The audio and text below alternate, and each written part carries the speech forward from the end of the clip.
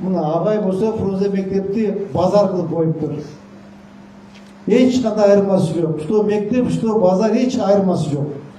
Мен мектеп таппай койдум, билипчи, кана мектеп Фрунзе мектеби деп. Вокруг магазин, вокруг автомойка, вокруг столовая. Ошо бардыгы изилдеп чыксак ошо жерде ата-энелер. Мына эми кооздоп, оңдоп койдук, тим эле жаркылдап калды мектеп окшоп. Агай, сиз жакшы иштеңиз, пожалуйста. Жакшы иштеп бериңиз, агай. Биз шаардагы мектеп, садик, бала бакчанын бардыгын наиздан көтөрүп турат. Барын Кудай кааласа, Кудайым өмүр берсе, иштеп турсак, барын өзгөртөбүз.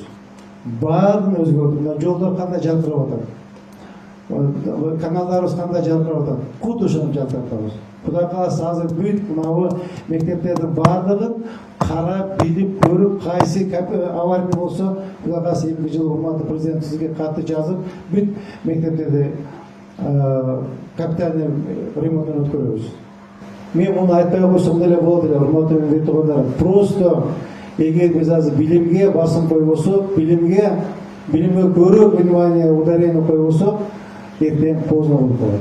Эсиң бар детегиңди жак дегендей, жүрөгүбүз менен таза, бирөөнүн акысын жебей, элдин акысын жебей, шаарыбыз үчүн, мамлекетибиз үчүн иштеп берели.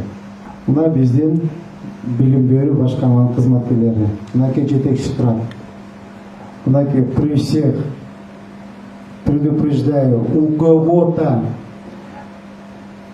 бир тыйын сурай турган болсоңор, пожалуйста, кабыл болуңуздар.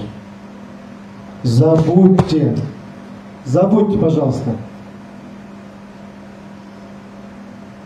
Эртең ыйлап калбаңыздар, жардам бер. Жеңишбек Шерматов жардам берип койчу, пожалуйста, мен билбей калыпмын деп.